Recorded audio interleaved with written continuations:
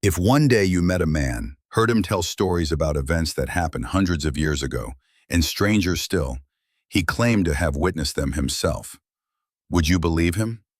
Or would you think it was just an exaggeration, a cleverly staged act? In the historical records of the 18th century Europe, the name Comte de Saint-Germain appears as a figure both real and illusory. He was a strange nobleman, always appearing in European courts, dressed elegantly, fluent in many languages, a skilled musician, and seemingly never aging.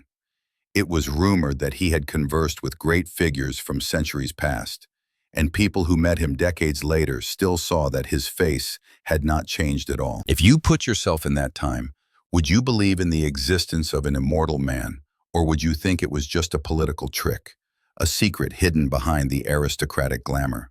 So today, let's go back in time to explore the legend of the immortal man of Saint-Germain, the one said to have lived for centuries. 18th century Europe was a period of intense transformation. The magnificent courts from France and England to Austria-Hungary became centers of culture and power. This was the age of enlightenment, where philosophy, science, and art exploded. But it was also a time full of political intrigue, constant warfare, and rumors that were hard to distinguish from reality. In this context, the aristocracy was fascinated by mysterious characters. They saw it as a pleasure, something that set them apart. A person with profound knowledge, who told stories as if he had lived through centuries, and possessed a perfect aristocratic demeanor, would naturally arouse extreme curiosity. Stories of traveling philosophers, alchemists, or those holding the secret to immortality had already spread throughout Europe. Imagine a ball at the Palace of Versailles. Amidst the flickering candlelight, the sound of music and red wine, a man enters with a courteous demeanor, strangely bright eyes, and an enigmatic smile.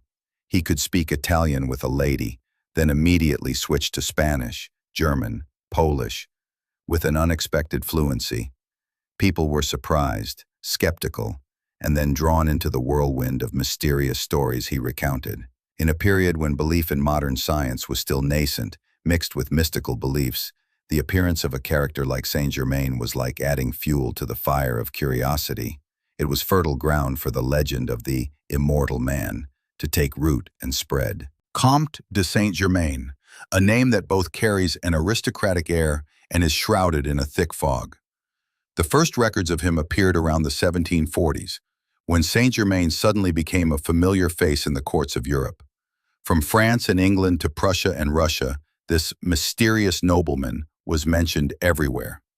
What made Saint-Germain different was not just his elegant style or artistic talent. He was said to be a chemist, an alchemist, even capable of turning base metals into gold. These stories echoed throughout the aristocracy, giving rise to the belief that he held the secret to immortality. It was said that Saint-Germain had a tall, slender figure, a handsome face, but no one saw him age. In 1760, the writer Voltaire wrote, sarcastically but also with admiration, "He is an immortal man who knows everything and never dies." This comment only made the legend more formidable. Saint-Germain was fluent in at least 10 languages, played the violin so skillfully that he was compared to the leading musicians, and at parties, he often told of historical events from hundreds of years ago, with details as if he had witnessed them himself. Some claimed that in conversation, he said he had known Leonardo da Vinci, or had been present at events from the 16th century. The climax of the legend came when people who had met him in 1740, upon meeting him again by chance several decades later, still saw the same face, the same hair, with no trace of age. French nobles, English earls, and even Prussian officials all whispered, "He cannot be an ordinary man." However, Saint-Germain was also an elusive enigma. He left no memoirs, no clear biography, and historical documents only offer fragmented records. Some sources suggest he was the illegitimate son of a Transylvanian prince. Others believed he was a mysterious traveler from the East. But no source could adequately answer the biggest question. Why did he not age? Until the end of his life, when Saint-Germain died in Germany in 1784, many witnesses insisted they continued to see him for years afterward.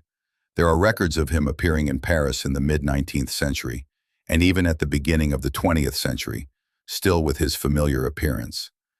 These reports, whether true or just illusions, transformed Saint-Germain from a strange nobleman into an immortal icon in European culture.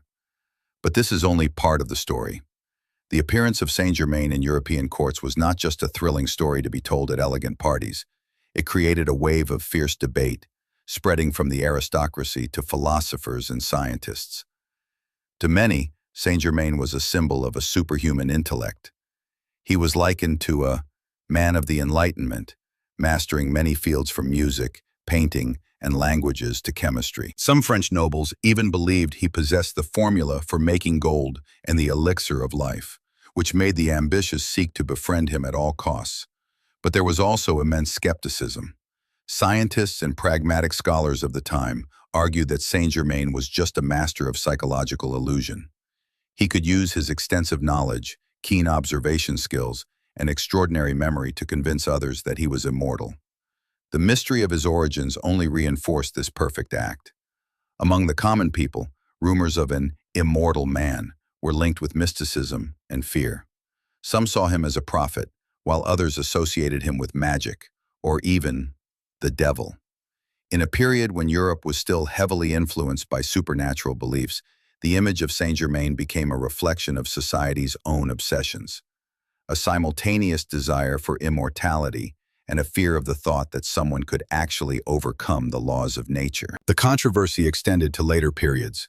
In the 19th century, occult and theosophical movements regarded Saint-Germain as an immortal master who guided humanity towards ultimate knowledge. Meanwhile, modern historians have tried to peel back the layers of mist to find the real person behind the legend. And it is this struggle, between belief and doubt, between desire and fear, that has made Saint-Germain one of the most controversial figures in European history. Today, when we look back at the story of Saint-Germain, we realize that whether he was truly immortal or not, the legend reflects an eternal human aspiration, the desire to conquer time. From the elixirs of life in ancient Eastern history to modern research on extending lifespan, the dream of eternal life has never faded.